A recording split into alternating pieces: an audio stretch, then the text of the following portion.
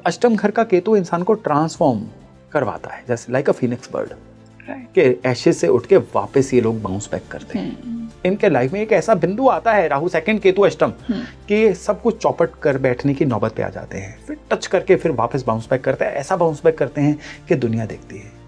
राहु दूसरे केतु अष्टम वाले लोगों को आप 10 साल बाद मिलोगे ना, उनकी ट्रांसफॉर्मेशन को पहचान ही नहीं पाओगे। 9वां भाव भाग्य का भाव है, अगर वहीं पे डिटैचमेंट का प्लैनेट बैठ गया तो आप लकी नहीं है लाइफ में। ये कितनी सच्चाई है इस बात में? केतु का सिंबल क्या है? झंडा।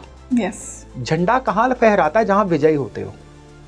झंडा कहाँ होता है? जहां आपका अथॉरिटी एरिया होता है। ऐसे हर कहीं आपका झंडा थोड़े लगता है जी। तो 9वां भाव है हायर नॉलेज का। हायर नॉलेज पे झंडा गाड़ना। आप सिंबल्स को मिला के चलिए, सिंबल्स बड़ी क्रूशल चीज होती है, इनको समझ लोगे ना तो बहुत जहां पे लेट गो चाहिए वहां पे केतु लेट गो देते हैं, लेकिन जहां पे झंडा गाड़ना है वो भी केतु ही गाड़ते हैं। बिल्कुल। अब केतु लग्न में राहु 7th में वेल्थ को किस तरह से जस्टिफाई करते हैं जी। केतु लग्न में आप किसी भी एक फील्ड में सुपर स्किलफुल हो जाओगे। केतु लग्न में आपको वेल्थ कैसे देगा? जब आप बिल्कुल अपने आप को किसी एक चीज में रोज 1% बेहतर बना रहे हो। लेकिन यहां पे राहु भी आपको वेल्थ देने में उतना ही कार्मिक कंट्रोल प्लेनेट है।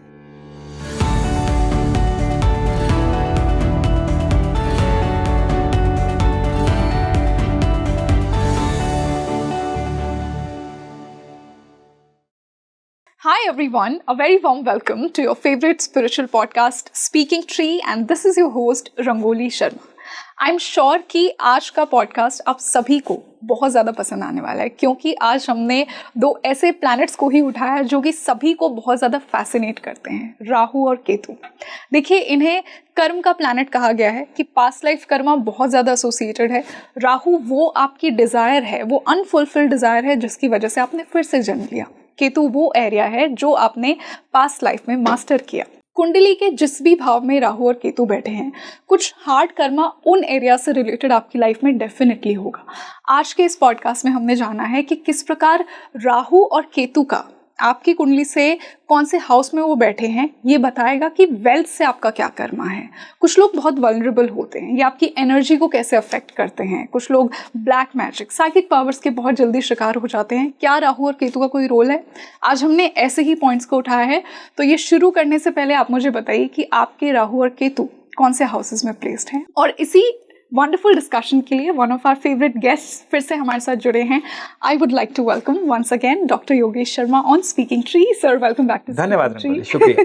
बहुत अच्छा लग रहा है। और आज हमने फिर से एक उतना ही पावरफुल टॉपिक चुना है, राहु और Ketu. I would say the mystery of Rahu and Ketu in a persons कुंडली। तो इससे पहले कि हम हर हाउस में इन्हें डिस्कस करें, मैं आपके लेंस के थ्रू पहले इन दोनों को समझना चाहूँगी, क्योंकि आई एम श्योर कि इनसे रिलेटेड ना बहुत ज़्यादा फियर, बहुत ज़्यादा एक मिथ जुड़े हुए होते हैं। तो आपके अकॉर्डिंग ये क्या बताते हैं बियॉन्ड पेंडिंग कर्मा? बिल्कुल, देखिए, पहली बात तो ये है कि राहु केतु को जानना है तो आप देखिए इनकी फिजिकल एग्जिस्टेंस नहीं है। ये एक छाया ग्रह हैं, यानी एक ये imaginary point of the sky हैं, जिसमें नॉर्थ हिस्से को राहु और साउथ हिस्से को केतु बोला जाता है। लेकिन इनको ग्रहों का दर्जा क्यों दिया गया? क्योंकि ग्रहों के बराबर ही ये इफेक्टिव होते हैं, और छाया ग्रह होने के कारण इनको कार्मिक कंट्रोल प्लैनेट्स बोला जाता है। यानी जो भी हमारी कर्म गति होती है राहु और केतु के थ्रू ही हमारे जीवन में हमारे सामने आती है जी। अभी आपने बात की कि ये हमारी वेल्थ को किस तरह से प्रभावित करते हैं। तो राहु और केतु जरूरी नहीं है कि पैसे के घर से जुड़े हों तो ही वेल्थ को प्रभावित करेंगे। एग्जैक्टली। अब मुझे एक छोटी सी बात बताइए कि जिंदा रहने के लिए ऑक्सीजन, सांस के अलावा सबसे जरूरी क्या है? वो है वेल्थ। हेल्थ के बाद जो दूसरे नंबर पे सबसे जरूरी इंग्रेडिएंट है वो वेल्थ आता है। वेल्थ के बिना क्वालिटी ऑफ लाइफ डाउन चली जाती है, जिंदगी की खुशियां दूर हो जाती हैं। राहु और केतु कुंडली में जहां पे भी होंगे अपने तरीके से आपके जीवन में आने वाली वेल्थ को कंट्रोल करते हैं। जब आप राहु केतु को जान लेते हो ना, आप ये जान लेते हो कि आपके जीवन में वेल्थ आने के रास्ते कौन से बनेंगे जी। किसी की वेल्थ जो है वो रहस्यों के थ्रू आएगी, किसी की वेल्थ जो है वो पेरेंटल प्रॉपर्टी के थ्रू आएगी, कईयों के अपने एफर्ट से आएगी, कईयों के किस्मत कनेक्शन से आएगी, और कईयों के नई स्किल को अटेन करने से आएगी। आप स्किल अटेन करते रहो, आपको पता चले आपके राहु केतु तो किस्मत के थ्रू कह रहे थे, किस्मत पे आपने ध्यान ही नहीं दिया। बिल्कुल। तो उसकी वजह से क्या होगा? कई लोग हमने पढ़े लिखे देखे हैं जो जीवन में कुछ नहीं कर पाए, वो इस तरह के लोग होते हैं। कई लोगों के जीवन में राहु और केतु कर्म गति की ऐसी ब्लॉकेज बताते हैं कि दूर वो चुटकी से ही हो सकती थी, लेकिन उन्होंने उस पर ध्यान ही नहीं दिया। उन्हें पता ही नहीं था। उन्हें पता ही नहीं था। तो राहु और केतु आपकी कर्म गति में कहाँ बॉटलनेक आ रही है, कहाँ पे रोड ब्रेकर, स्पीड ब्रेकर आ रहे हैं, ये राहु और केतु आपको बताते हैं। तो राहु और केतु का सच जानना आपके लिए बर्थ चार्ट में बड़ा जरूरी है। तभी इनको कार्मिक कंट्रोल प्लैनेट्स बोला गया है। यानी आपके कर्म गति को कंट्रोल करने वाले प्लैनेट्स। इनको जान लोगे तो जीवन की सच्चाई को भी मान लोगे। बिल्कुल। तो सर इसी से मैं ना हर हाउस में राहु और केतु का आपसे समझूंगी, वेल्थ से कनेक्शन समझूंगी, बट साथ ही साथ जो हम मिथ्स की बात कर रहे हैं कि इनको लेके बहुत मिथ्स एसोसिएट किए जाते हैं कि राहु अगर फर्स्ट में है, केतु 7th में है तो डिवोर्स होगा ही। तो आज हम ऐसे मिथ्स को भी बस्ट करेंगे आज के इस स्पेशल पॉडकास्ट में। तो मैं राहु इन फर्स्ट से ही शुरुआत करती हूँ। हाँ। ये किस प्रकार का कर्म दिखाता है? देखिए, सबसे पहले तो फर्स्ट हाउस के एनर्जी जोन को पहचानिए कौन सा है। फर्स्ट हाउस है आपकी पर्सनैलिटी, फर्स्ट हाउस है आपका बिहेवियर, फर्स्ट हाउस है आपकी ओवरऑल हेल्थ, फर्स्ट हाउस है आप जीवन में प्रसिद्ध कितने हो गए। सारी चीजें फर्स्ट हाउस से देखी जाती हैं। राहु जो प्लेनेट है, ये प्लेनेट है मिस्टीरियसनेस के। राहु जो प्लेनेट है ये है एब्रप्टली एकदम से बिहेव करने वाले। अब लग्न में राहु आ गए तो पहली बात तो यह है कि ऐसा इंसान मिस्ट्री लविंग बन जाता है। यानी मैं सबके बारे में जान लूं, मेरे बारे में कोई ज्यादा न जाने, एक लिमिट बना देते हैं, इससे आगे नहीं। अब ये राहु जो है, ये ऐसा इंसान जो है इम्पल्सिव बिहेवियर हो जाता है। जो चीज दिमाग में आ गई उसको करना ही करना है। अब यहीं पे सारा पेच इनके जीवन में छिपा हुआ है। इनके जीवन में वेल्थ आएगी खुद को ग्रूम करके। एक चीज याद रखिएगा, राहु जहां पे है ना वहां पे अस्त व्यस्त है। अगर पर्सनैलिटी के घर में है तो बेसिक टेंडेंसी इनकी बन गई खुद को अस्त व्यस्त रखना। अब ये टेंडेंसी है। जो इंसान ये चूज कर लेता है मुझे डिसिप्लिन रहना है, मुझे अस्त व्यस्त नहीं रहना है। अब राहु का अच्छा पहलू इनकी लाइफ में सामने आएगा। राहु का अच्छा पहलू है तेजी से ग्रोथ देना। लग्न के राहु, अब आपने कई लोग देखे होंगे, जब अगर फेशियल हेयर दाढ़ी बढ़ी है तो बढ़ी हुई है। महीनों कटिंग कराने का ही याद नहीं है उनको। फीमेल्स हैं तो कुछ भी पहन के बाहर चले जाना। ये होता है लगन का राहु जब खराब इंडिकेट करे। अगर ऐसे लोग जो हैं बनने संवरने पे ध्यान दे दें, खुद की पर्सनैलिटी, लोग मेरे बारे में किस तरह से देख रहे हैं उस चीज को कंसिडर करना शुरू कर दें, तो ये राहु इनके लिए वेल्थ के रास्ते खोल देता है। रियली? जी कि अगर आप राहु की एनर्जी को फर्स्ट हाउस में बैलेंस करेंगे तो आपके लिए वेल्थ के रास्ते खोलेंगे। वाओ। अब यहाँ पे राहु इनके लिए वेल्थ के रास्ते खोलेगा पर्सनल ग्रूमिंग के थ्रू। लेकिन ठीक उसी समय पे केतु 7th हाउस में है। दृष्टि तो है। हाँ, केतु 7th हाउस में, जहां पे राहु है उसके 180 डिग्री उल्टे केतु हैं। क्योंकि हम कार्मिक कंट्रोल प्लैनेट्स की बात करें, न केवल राहु की। तो यहाँ पे केतु 7th हाउस में क्या करते हैं, 7th हाउस है लाइफ पार्टनर का। तो यहाँ पे लाइफ पार्टनर ऐसा मिलेगा जो कहीं ना कहीं अपने आप में ज्यादा मस्त व्यस्त है, डिटैच सा। Ketu is detachment. तो अगर ये लोग बहुत ज्यादा अपनी गृहस्थी में लेट गो बढ़ा लें कि मुझे मेरे लाइफ पार्टनर से सिर्फ जीवन के जो बेसिक अटेंशन है वही चाहिए, उससे ज्यादा चाहिए भी नहीं, तो इनकी मैरिड लाइफ भी सुखी रह जाती है और ये लाइफ पार्टनर की मोटिवेशन से जीवन में ग्रोथ भी ले जाते हैं। लेकिन अगर ये बहुत इंडल्ज हो जाएंगे, तुम मुझे टाइम ही नहीं देते, मुझे आपकी बहुत ज्यादा अटेंशन चाहिए, टाइम सीकर बन जाएं, अटेंशन सीकर बन जाएं, तो फिर इनकी गृहस्थी भी खराब होती है। फिर वो ड्रेनिंग मोमेंट शुरू हो जाते हैं जो ना केवल प्रोडक्टिविटी से रोकते हैं बल्कि कमाने से भी रोकते हैं। सर आई थिंक सबसे बड़ा एक जो प्रॉब्लम राहु इन फर्स्ट के साथ मैंने भी पर्सनली देखी है कि वो 7th हाउस को देख रहा है राहु, तो बहुत ऑब्सेसिव हो जाते हैं अपने पार्टनर को। रंगोली, मैं पर्सनली बिलीव करूं एज ए एस्ट्रोलॉजर, मेरी भी 31 साल की 32वां साल शुरू हो चुका है एस्ट्रोलॉजी में, मैंने राहु केतु की दृष्टियों में सच नहीं पाया है। जहां पे इनकी प्लेसमेंट है केवल उसी चीज को सत्य मान के चलिए, आपको बहुत सारे रिजल्ट मिलने शुरू हो जाएंगे। जब आप राहु की 5, 7, 9 दृष्टियां देखेंगे ना, तो आपको रिजल्ट जो है 30% से ज्यादा नहीं मिलेंगे। आप क्यों नहीं कंसिडर करते? देखो, राहु केतु एक्सिस है, जहां पे राहु है, कोई भी प्लेनेट जो है 7वीं दृष्टि को थोड़ी देर के लिए इग्नोर ही करके चलिए। मैटर करती है दृष्टि, नो डाउट। लेकिन अभी राहु और केतु की सिर्फ प्लेसमेंट को देखोगे ना, आपको बहुत सारे सत्य सामने आने शुरू हो जाएंगे। जितना इन दृष्टियों को हम कंसिडर करेंगे ना, एक ऐसा घालमेल सा बनता चला जाएगा जिसमें इनका जो कार्मिक रोल है ना वो पीछे छूटता चला जाएगा। जहां पे केतु है वो 7वीं दृष्टि देगा, जहां पे राहु है वो भी 7वीं दृष्टि देगा। दृष्टियों को 1 मिनट के लिए साइड पे रखिए। ठीक है। राहु लगन में इंसान अपने आप की केयर करे और अपने रिश्तों में लेट गो बढ़ाए, तो इनके लिए वेल्थ के कार्मिक कनेक्शन के खुलने के रास्ते बन जाते हैं। ओके सर, ये भी देखा जाता है कि राहु इन फर्स्ट इंसान को ना बहुत सेल्फिश भी बना देता है कई बार। Is it true? राहु अपने आप में, राहु की जो नेचर है ना, अब इसमें जो माइथोलॉजिकल स्टोरी है कि जब अमृत बट रहा था तो स्वरभानु राक्षस जो है वो देवताओं के बीच में बैठ गया। अब वो भेष बदल के नहीं बैठा था, वो अपने रूप में ही बैठा था। सूर्य चंद्रमा ने उसकी भगवान विष्णु से शिकायत कर दी, भगवान विष्णु ने सुदर्शन चक्र से उसका गला काट दिया। स्टोरी का मायने समझिए कि राहु क्या कह रहा है। राहु कह रहा है कि अमृत समुद्र मंथन में हमारे एफर्ट से भी निकला है, हमें भी मिलना चाहिए। वो राहु का डिमांड है अपना हक लेने के लिए जी। तो राहु स्वार्थी नहीं है, राहु कहता है मेरा हक मुझे दो। तो राहु लग्न में कहता है कि जहां पे मेरा हक है वो मुझे दे दो। राहु गलत को गलत, सही को सही कह रहा है। अब लोगों को अच्छा नहीं लगता है तो समाज में भी तो ये जो अपना हक मांगता है लोगों को बुरा लगना शुरू हो जाता है। लोग कहते हैं वो स्वार्थी है। लगन में राहु स्वार्थी नहीं होता, वो कहता है मैं अपना हक छोड़ूंगा नहीं। लेकिन क्योंकि राहु क्या होता है कि लेने का कारक होता है, लेकिन राहु ये नहीं कि किसी का हक ले ले जी।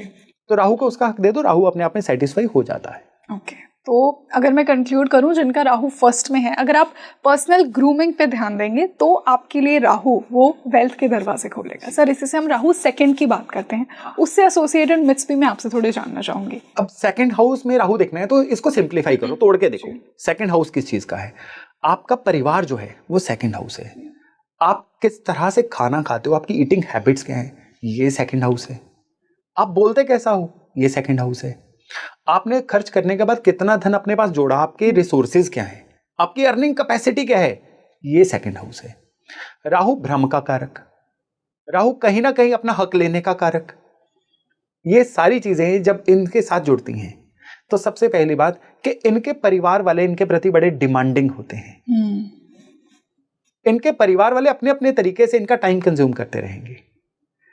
पैसे के मामले में कार्मिक कनेक्शन कोई ना कोई जुड़ा होता है इनके साथ। ओके हाँ, तो कहते हैं, मैंने अपने चार्ट्स में भी देखा है कई सारे कि राहु जिनके सेकंड हाउस में हो ना, इनका दिया पैसा किसी को फलता नहीं है। रियली? हाँ जी, किसी से पैसा ले रहे हो, चार्ट चेक कर सको, देख लो उसका राहु सेकंड हाउस में तो नहीं है।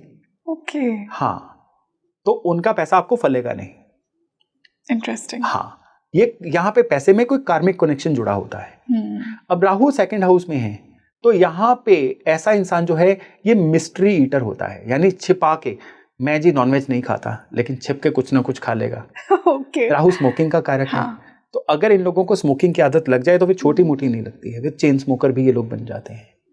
यहाँ पे डिपेंड ये करता है राहु सेकंड हाउस में किस राशि में है। अग्रेसिव राशि में रहेगा तो अग्रेसिव ईटिंग हैबिट्स होंगी।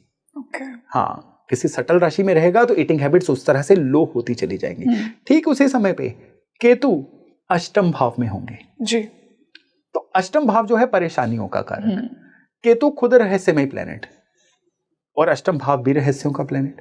तो ऐसे लोग ना सीक्रेटिव बहुत होते हैं। ऐसे लोग जो हैं ये कभी इनका सही पहलू दुनिया के सामने नहीं आता। केतु अष्टम में, केतु अष्टम में वैदिक एस्ट्रोलॉजी को 1 मिनट के लिए साइड पे रख दीजिए जी। यहाँ पे लाल किताब का डिक्टम बड़ा इंटरेस्टिंग है। Which is? लाल किताब के 2 डिक्टम हैं केतु अष्टम में। पहला डिक्टम है कि अपने संतान के प्रति कोई ना कोई चिंता इन लोगों को लगी रहती है, और दूसरा डिक्टम है कि यहाँ पे ये लोग जब भी किसी लंबी ट्रैवल में जाते हैं ना तो इनके जीवन में कोई ना कोई बड़ी परेशानी जरूर आती है। तो केतु अष्टम वालों को कहा जाता है कि ट्रैवल से पहले अपने डॉक्यूमेंट्स चेक कर लो, ट्रैवल से पहले सारे का सारा अपना शेड्यूल डिसिप्लिन कर लो, ताकि कोई भी चीज़ भगवान भरोसे ना रहे। वहाँ जाके होटल नहीं मिल रहा है, कोई ना कोई बीच में डॉक्यूमेंट मिसिंग हो गया है, कोई पेपर वर्क में एरर आ गया जिसकी वजह से इनको दिक्कत आ जाए। बाकी अगर ओवरऑल लाइफ स्टोरी की बात करें तो अष्टम घर का केतु इंसान को ट्रांसफॉर्म करवाता है, जैसे लाइक अ फिनिक्स बर्ड के एशेज से उठ के वापस ये लोग बाउंस बैक करते हैं। इनके लाइफ में एक ऐसा बिंदु आता है राहु सेकंड केतु अष्टम कि सब कुछ चौपट कर बैठने की नौबत पे आ जाते हैं, फिर टच करके फिर वापस बाउंस बैक करते हैं। ऐसा बाउंस बैक करते हैं कि दुनिया देखती है। राहु दूसरे केतु अष्टम वाले लोगों को आप 10 साल बाद मिलोगे ना, उनकी ट्रांसफॉर्मेशन को पहचान ही नहीं पाओगे। ऐसे लोगों की लाइफ जो है कई बार 2 हिस्सों में बढ़ जाती है, पर्टिकुलर इंस्टांस से पहले, उस इंस्टांस के बाद, क्योंकि वो इंस्टांस इनके जीवन को पूरी तरह से बदल के रख देता है।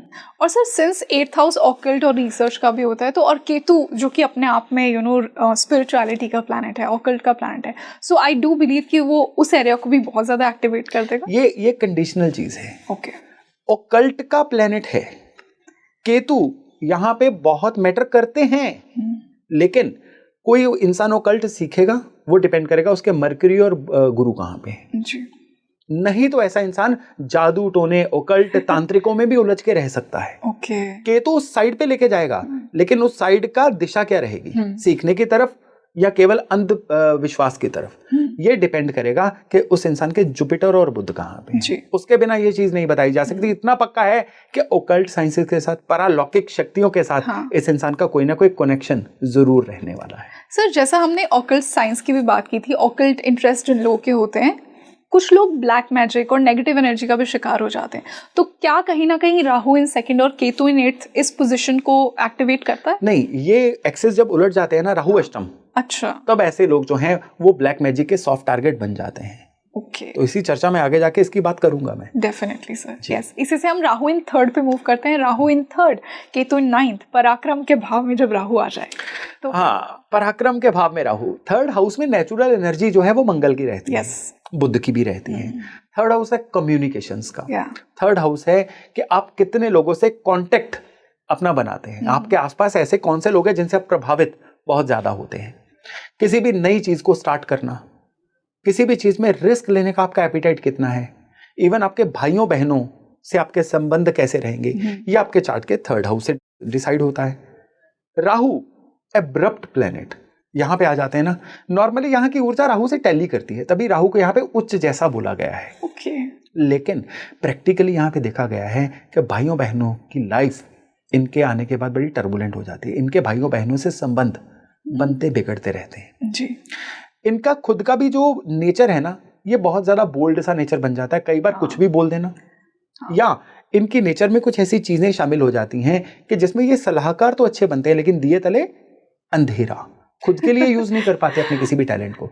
लेकिन इनके दी गई सलाह से बड़े लोग जो है भवसागर पार कर जाते हैं। क्योंकि अंगारक योग भी बन गया ना एक तरह से, मार्स के हाउस में राहु। सॉर्ट ऑफ, यस, ठीक है। और इन लोगों को ना एक होता है अंग्रेजी का वर्ड, हालांकि लैटिन से लिया गया वर्ड है, डेजावू फीलिंग। हाँ, राहु थर्ड वालों को हमेशा आभास शक्ति बहुत इनकी प्रबल रहती है। कोई भी चीज इनकी लाइफ में हो, इनको लगता है मुझे पहले आइडिया था, ऐसा कुछ होगा। ये राहु थर्ड वालों की लाइफ में रहता है।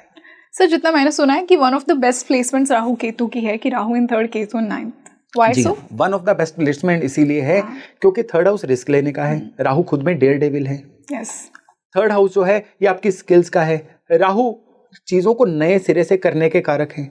तो राहु का एक फेवरेट एनर्जी जोन है ये। ओके, कंफर्टेबल है, मतलब कंफर्टेबल है राहु यहाँ पे, लेकिन इसको आउट ऑफ कंट्रोल नहीं होने देना है। ओके, यहाँ पे राहु होता है तो ये आउट ऑफ द कंट्रोल होके ये कई बार इंसान को बहुत ज्यादा रिस्क लेने की तरफ प्रेरित कर देता है। सपोज करिए राहु थर्ड में हो, ऐसा इंसान कमोडिटीज में, क्रिप्टो करेंसी में या स्टॉक मार्केट में थोड़ा सा भी एम्बिशियस हो जाए तो बड़े लॉस करवा बैठता है अपने। तो ऐसे लोगों को लाइफ में ऐसे सारे फील्ड जिसमें रिस्क ज्यादा हो, थोड़ा केयरफुली चलना होता है, नहीं तो खतरों के खिलाड़ी ये जरूरत से ज्यादा बन जाते हैं। सर, इसी से अगर मैं केतु की एनर्जी नाइन्थ हाउस में समझूं, यहाँ पे गुरु के घर में केतु आ गया, तो ये कैसी एनर्जी लेकर आएगा? देखिए, केतु की भी ये one of the favourite positions है। हालांकि केतु लेट गो के प्लेनेट है, केतु अज्ञात को जानने के भी प्लेनेट है, केतु आपके जीवन में आपके हायर सेल्फ पे पहुंचने के प्लेनेट है। और नौवें भाव में क्या है? नौवें भाव में हायर नॉलेज ही तो है। नौवें भाव में एक फोकस है। नौवें भाव में है कि मुझे जीवन में ये पोजीशन अटेन करनी है जी। तो नौवां भाव आपके लिए देवताओं की कृपा पाने का भी भाव है। केतु यहाँ पे होते हैं, ये आपको देव कृपा से जोड़ते हैं। पिछले जन्मों के कोई अच्छे आध्यात्मिक कर्म होते हैं तो केतु नौवें भाव में मिलते हैं। तो ऐसे लोग अगर अपने जीवन में मेडिटेशन में चले जाएं, ऐसे लोग अपने जीवन में अगर डिसिप्लिन्ड हो जाएं, या हमेशा एक टारगेट रखें, कहते हैं ना वो लोग बहुत लकी होते हैं जिनको सुबह उठ के आज क्या करना है वो पता होता है। एग्जैक्टली। तो केतु 9 में अगर ये अपने डे को प्री प्लान कर लें, जैसे अभी नया साल आ रहा है तो नए साल को अगर ये लोग लिख के प्लान कर लें, अगर इनको पता हो कि किस मंथ में मुझे कौन सा माइलस्टोन अचीव करना है, तो ये केतु 9th एक्टिव हो जाते हैं। केतु 9th में सबसे बड़ी दिक्कत ये होती है, इंसान क्लूलेस हेडलेस चिकन बन के फिरता रहे। यानी जिस इंसान को अपने लिए टारगेट्स नहीं पता, अपने जीवन की प्लानिंग नहीं है, 9वें भाव के केतु उसको फ्रस्ट्रेट भी कर देते हैं। ऐसा इंसान जो है पैनिक में, फ्रस्ट्रेशन में, तब क्या है कि राहु की एनर्जी इतनी हावी हो जाती है कि सब कुछ मेरा। जी हाँ। तो राहु थर्ड केतु 9th में हो तो प्लानिंग बना के चलो, यही सबसे बड़ा उपाय है, सबसे बड़ा मंत्र है। ये जीवन को एक नया आयाम दे देता है। सर एक पॉइंट में यहाँ से एक मिथ आपसे जानना चाहूंगी। बहुत लोग ऐसे कहते हैं कि 9वां भाव भाग्य का भाव है, अगर वहीं पे डिटैचमेंट का प्लैनेट बैठ गया तो आप लकी नहीं है लाइफ में। कितनी सच्चाई है इस बात में? नहीं, अब देखिए हर चीज को डिटैचमेंट के तौर पर नहीं, डिटैचमेंट केतु का एक अंग है।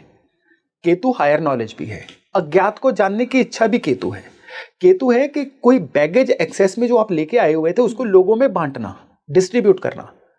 केतु का सिंबल क्या है? झंडा। यस। झंडा कहाँ फहराता है? जहां विजयी होते हो। झंडा कहाँ होता है? जो हाँ आपका अथॉरिटी एरिया होता है। ऐसे हर कहीं आपका झंडा थोड़े लगता है जी। तो 9वां भाव है हायर नॉलेज का। हायर नॉलेज पे झंडा गाड़ना। आप सिंबल्स को मिला के चलिए, सिंबल्स बड़ी क्रूशल चीज होती है, इनको समझ लोगे ना तो बहुत। जहां पे लेट गो चाहिए वहां पे केतु लेट गो देते हैं, लेकिन जहां पे झंडा गाड़ना है वो भी केतु ही गाड़ते हैं। बिल्कुल। तभी 5वें, 9वें और 12वें के केतु को जबरदस्त कहा गया है। बहुत सुंदर सर। इसी से राहु इन 4th and Ketu in 10th को मैं आपसे जानना चाहूंगी। देखिए 4th हाउस है आपके लिए प्रॉपर्टीज का, आपके कंफर्ट जोन का।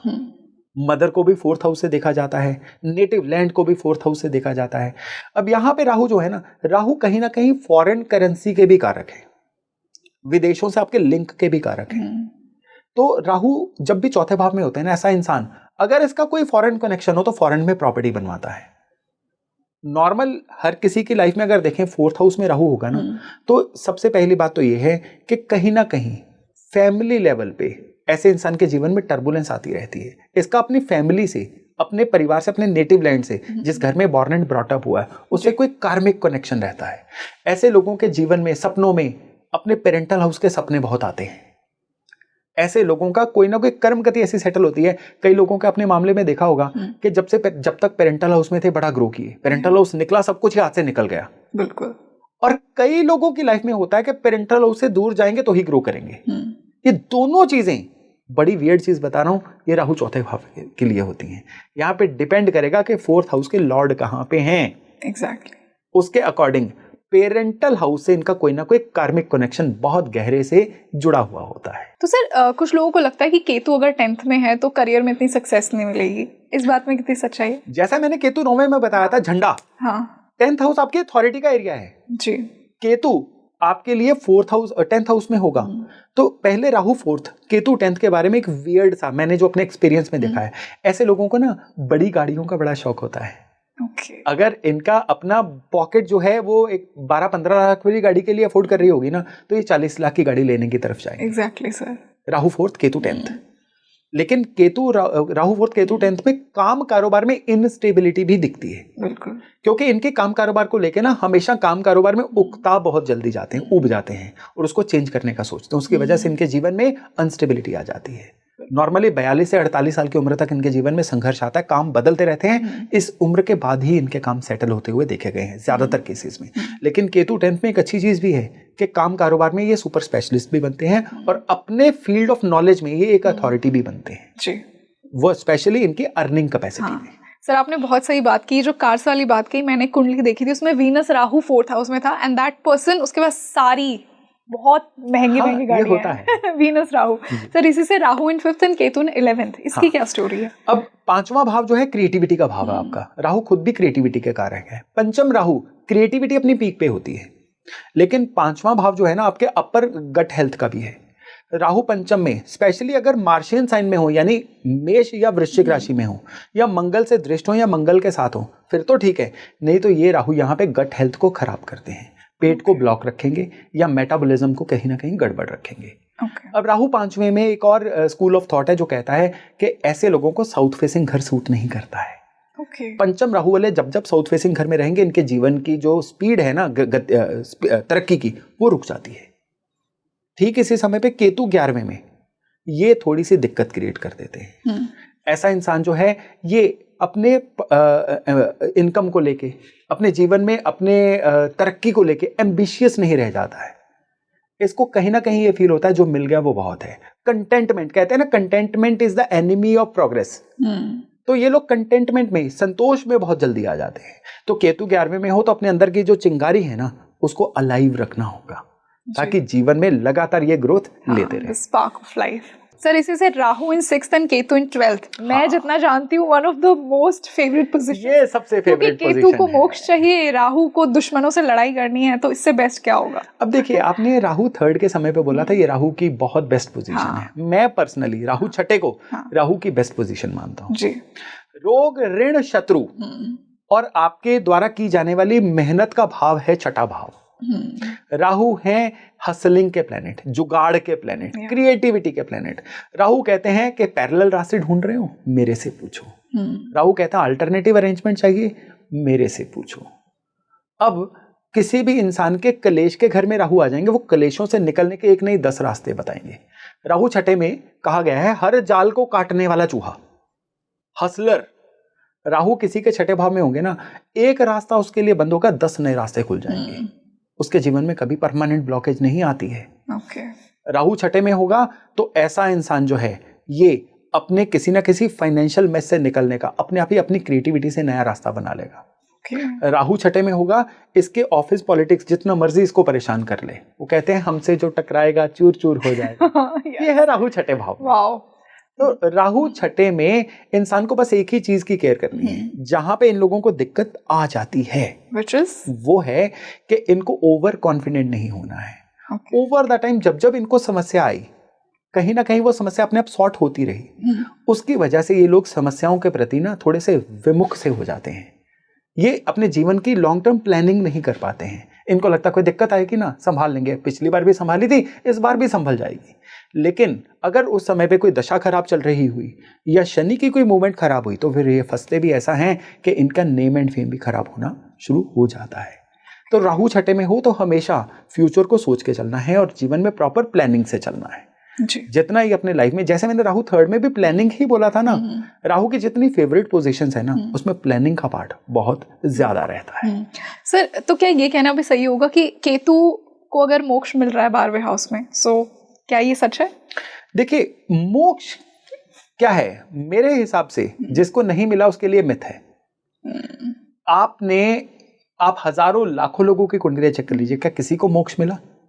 मोक्ष वो सच्चाई है जो मरने के बाद मिलती है। बिल्कुल। और क्या पता एग्जिस्ट करती है, क्या पता वो एग्जिस्ट करती है या नहीं करती।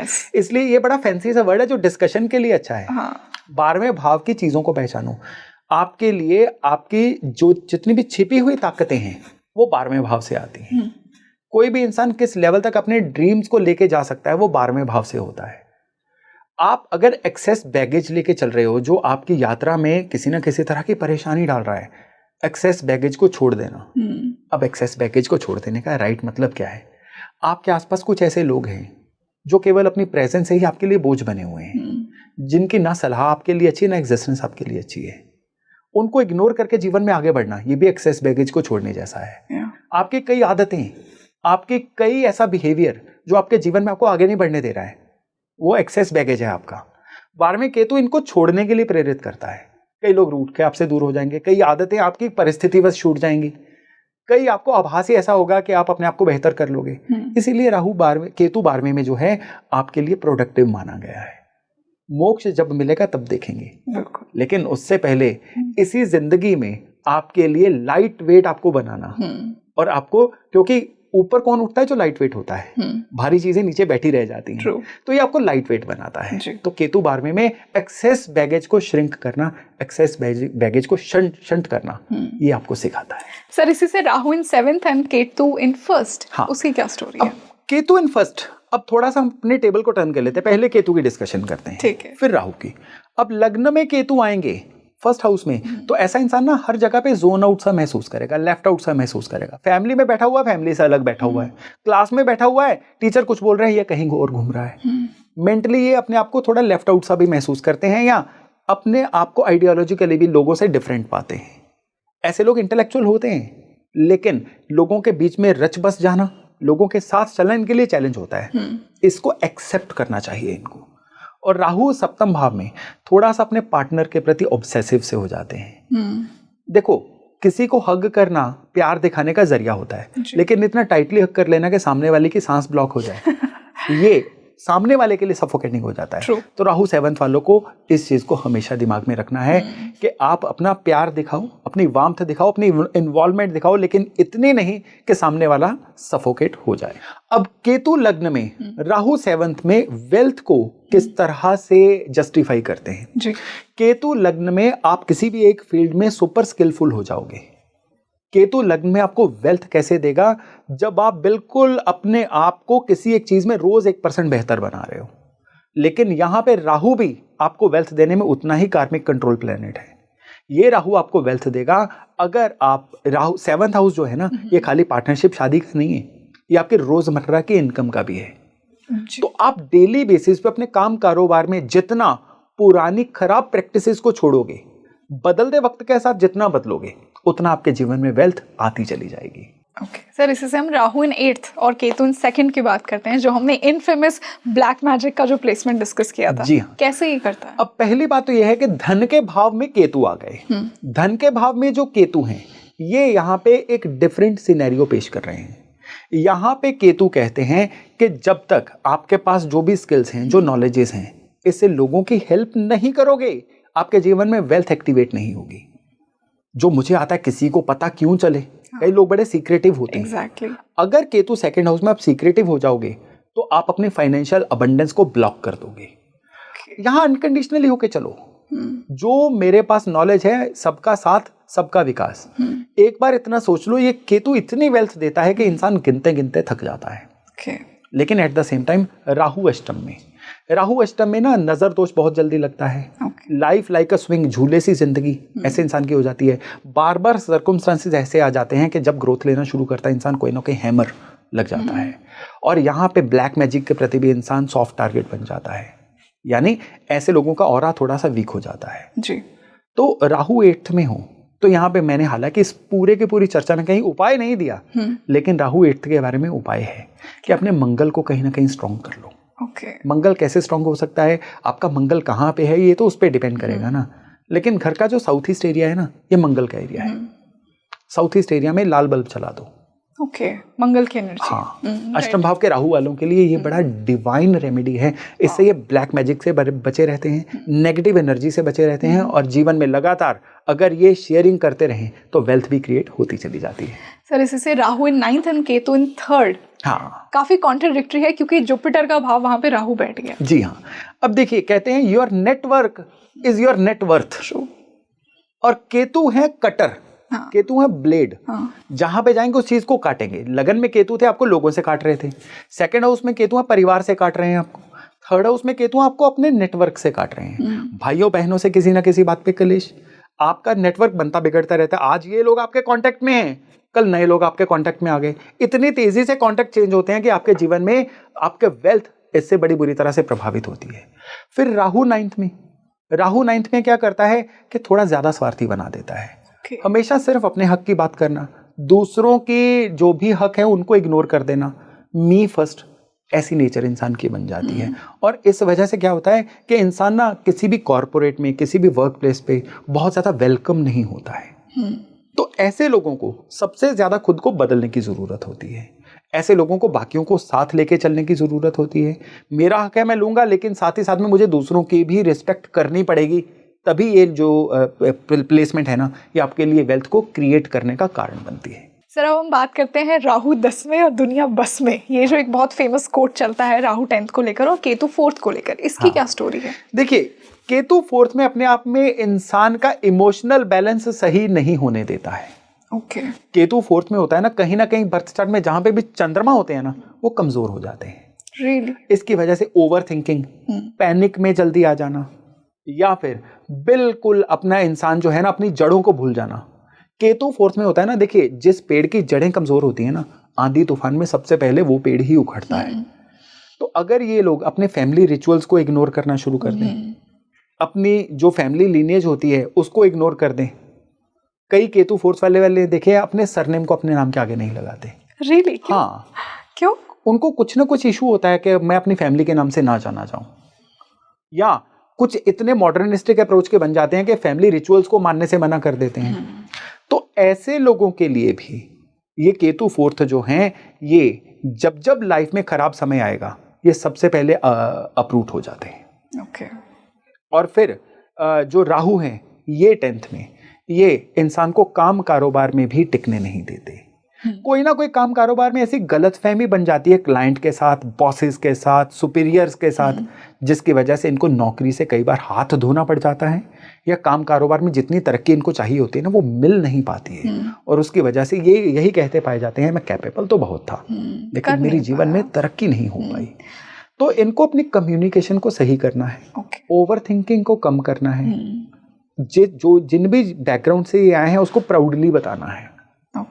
और सबसे बड़ा कार्मिक कनेक्शन इनका क्या है कि अपने आप को सामने वाले को एक्सप्रेस बहुत क्लैरिटी से करना है। बाद में ये नहीं कहना कि मेरी बात का ये मतलब नहीं था। जो कम्युनिकेट करना है बिल्कुल क्लैरिटी से करना है। सिर्फ इतना से उपाय। और फिर केतु चौथे, राहु 10वें, इनके लिए फाइनेंसेस के अबंडेंस के सारे द्वार खोल देता है। सर ऐसा आपने वर्क प्लेस की बात की, ऐसा कहते हैं ना कि राहु इन 10th मतलब कॉन्स्पिरेसी एट वर्क प्लेस। क्या ये भी सच है? देखिए पहली बात तो ये है कि आपने एक वर्ड बोला था राहु 10 में, दुनिया बस में। उसका कारण क्या होता है? राहु मैनिपुलेटर है। 10वां भाव है आपके जगत को दिखने का, आपके अथॉरिटी एरिया का। तो उसमें आप एक ऐसा बबल, ऐसा गुब्बारा बन जाते हो जिसके बारे में लगता है इसी को पता है, ये अपने आप में मास्टर है, चैप्टर है अपने, चाहे सुपरफिशियल हो, चाहे सुपरफिशियल। राहु होता ही भ्रम है। तो इसलिए दुनिया बस में ग्रेविटी नहीं होती। जिस दिन ये बबल फूटता है ना, असलियत भी सभी के सामने आती है। सर इसी से राहु इन 11th and Ketu in 5th, मैंने जितना सुना है वेल्थ के लिए one of the best positions है राहु की, क्योंकि राहु आपको बहुत सारे आइडियाज देता है टू जनरेट वेल्थ। हाँ बिल्कुल, ये भी राहु की तीसरी सबसे अच्छी पोजीशन है। इसमें क्या होता है कि इंसान अपनी वेल्थ को क्रिएट करने के नए नए रास्ते ढूंढता है। अपने इनकम को बढ़ाने के लिए क्रिएटिविटी राहु की अपनी पीक पे होती है। 11वां भाव है आपके इनकम का, आपकी इच्छा पूर्ति का। राहु भाव है लेने का। राहु भाव है कि मुझे मेरा हक दे दो। आपकी इनकम, आपका लाभ जब इस फील्ड के साथ मिलते हैं तो नो डाउट वो बढ़ती है, लेकिन राहु के तरीके से। यहाँ पे Rahu streamline sources of income से नहीं चलता है, पैरेलल सोर्सेज ऑफ इनकम से। जहाँ जहाँ से पैसा आ सकता है वहाँ से आएगा। यहाँ पे राहु फंड्स को, मनी को, फाइनेंसेस को, अबंडेंस को ब्लॉक कब करता है? जब ऐसा इंसान मैनिपुलेटर बन जाता है। झूठ बोलना, कपट करना, इस तरह से इंसान जब भी पैसा कमाएगा ना, ऐसे राहु वालों का पैसा बहुत जल्दी बैकफायर होता है। कर्म वापस आता है। कर्म वापस बहुत जल्दी बूमरैंग की तरह वापस आते हैं। तो ऐसे इंसान ठीक है क्रिएटिविटी करें, पैरेलल वे से पैसा कमाए, एक जगह 10 जगह से कमाएं, लेकिन किसी का नुकसान ना करें। उससे करने से ये राहु जो है बैकफायर बहुत जल्दी करते हैं। ठीक इसी समय पे केतु 5th हाउस में है। यहाँ पे ये जो केतु हैं ये इनको अपने फील्ड में सुपर स्पेशलिस्ट बनाते हैं। 5वां भाव जो है ये सीखने का है। केतु जो है ये टू नो द अननोन, इसके कारक होते हैं। तो 5वें भाव में जब केतु होता है, इंसान कुछ ऐसी विद्याएं सीखता है या उस किसी भी चीज को अनऑर्थोडॉक्स तरीके से, नए तरीके से सीखता है, या किसी चीज की नई परिभाषा गढ़ता है। अगर इंसान इस तरह से चला जाए तो ये केतु पंचम, राहु 11वें कैसे एक्सेस बना देते हैं जो उस इंसान के लिए साल दर साल अबंडेंस की परत को खोलते चले जाते हैं। और फिर ऐसे लोगों की ब्रांड इमेज जो है ना, ये एक बहुत ही लर्नड, एक बहुत ही बढ़िया इंसान की बन जाती है। तो मतलब बहुत पावरफुल है वेल्थ के लिए। yes. सर इसी से last position Rahu in 12th and Ketu in 6th, ये क्या देकर जाएगा? देखिए राहु 12वें भाव में एक अच्छी पोजीशन नहीं मानी गई है। 12वां भाव है इंसान के बेड प्लेजर्स का, सोने का जी। 12वां भाव है चीजों को लेट गो करने का। अब राहु के पास लेट गो तो है ही नहीं, और यहाँ पे राहु एक कॉन्ट्राडिक्टरी पोजीशन में फंस जाता है। तो जिनके भी 12वें भाव में राहु होते हैं ना, उनके जीवन में बार बार ऐसी दिक्कतें आती हैं कि मेंटल डिलेमा की वजह से, कंफ्यूजन की वजह से अपॉर्चुनिटीज जाती रही, फाइनेंशियल अबंडेंस रुक गई। ऐसे लोगों की प्रोडक्टिविटी किलर होता है सनसेट। सनसेट के बाद जीवन साथी से किसी ना किसी बात के आर्गुमेंट चले जाना, घर से बाहर बड़े प्रोडक्टिव थे, घर आते ही किसी ना किसी कलेश में फंस जाना, ये 12वें भाव के राहु की बहुत बार बार आने वाली दिक्कतें देखी गई हैं। स्लीप पैटर्न इनका डिस्टर्ब होता चला जाता है। 36 साल की एज के बाद रात को 2-3 बजे जाग खुल जाना, ऐसी चीजें हो जाती हैं। या फिर स्लीप पैटर्न जो है ना, सपनों की वजह से डिस्टर्ब हो जाना, कुछ रिपीटेड सपने आना, ये भी 12वें भाव के राहु में बहुत दिखता है। और फिर केतु छठे, यहाँ पे केतु भी डिफरेंट एनर्जी जोन में है। बुध जो है एनालाइज करके चीजों को मानने का प्लेनेट है, केतु विश्वास करके चीजों को जाने देने का प्लेनेट है। बुध के एनर्जी जोन में केतु आ गया। यहाँ पे केतु अपने आप को बड़ा ही स्टंट सा महसूस करता है, मैं कहाँ आ गया। यहाँ पे केतु को कहा जाता है कि यहाँ पे देखिए, आप फुटबॉल में जाते हो ना, तो आपको पता होता है कि किक से ही खेलना है, हैंडबॉल में जाते हो तो आपको पता होता है हाथों से खेलना है, यानी when you are going to enter into a game आपको उसके रूल पहले पता होते हैं। अब कोई इंसान जिसने अपनी किक डेवलप की हुई है उसको हाथ से खेलने को कह दिया जाए तो वो उस गेम में अच्छा नहीं कर पाएगा, कंफर्टेबल नहीं है। तो केतु इस एनर्जी जोन में कंफर्टेबल नहीं है, राइट। तो यहाँ पे वेल्थ के रुकने का एक कारण ये होता है कि इंसान अपने तरीके से नहीं चल पाता है, उसको बाहर से वैलिडेशन की ज़रूरत पड़ती है, और ऐसे इंसान को बाहर से वैलिडेशन ना मिले वो फ्रस्ट्रेट होकर बैठ जाता है और बहुत हेल्पलेस सा फील करता है। तो केतु छठे भाव में हो ना, अपने बुद्ध को स्ट्रॉन्ग कर लो, घर में तुलसी लगाओ हरी, ये बेस्ट रेमेडी है। राहु 12वें भाव में हो तो कहा जाता है कि अगेन जैसा मैंने राहु अष्टम में बताया था, घर के साउथ ईस्ट में 0 वॉट का लाल बल्ब चलता रहने दो, ये इस राहु के लिए जबरदस्त रेमेडी कही जाती है। बिल्कुल। And sir I am sure कि ये जो हमने मिस्टिकल साइड समझी आज राहु और केतु की इन एवरी हाउस, बहुत ज़्यादा लोगों ने रिलेट किया होगा। हमने वेल्थ के पर्सपेक्टिव से भी समझा, एनर्जी के पर्सपेक्टिव से भी समझा। So like always it was a wonderful discussion with you, और हम ऐसे ही इंटरेस्टिंग टॉपिक्स लेकर आते रहेंगे हमारी ऑडियंस के लिए। So thank you so much again for joining us today. धन्यवाद। So you tell me in the comment section कि आपका राहु और केतु कौन से हाउस में है। आज हमने वेल्थ के पर्सपेक्टिव से, एनर्जी के पर्सपेक्टिव से राहु केतु को समझा, थोड़ा मिस्टिकल साइड से समझा, कुछ मिथ्स को भी बस्ट किया, और मैं आपके लिए स्पीकिंग ट्री पर ऐसे ही इंसाइटफुल डिस्कशंस लेकर आती रहूंगी। मुझे और भी टॉपिक्स बताइए जो कि आप सुनना चाहते हैं राहु और केतु से रिलेटेड, या एनी अदर सजेशंस जो कि आप चाहते हैं कि मैं आने वाले पॉडकास्ट में कवर करूँ। This is your host Rangoli Sharma. I see you in another podcast. नमस्ते।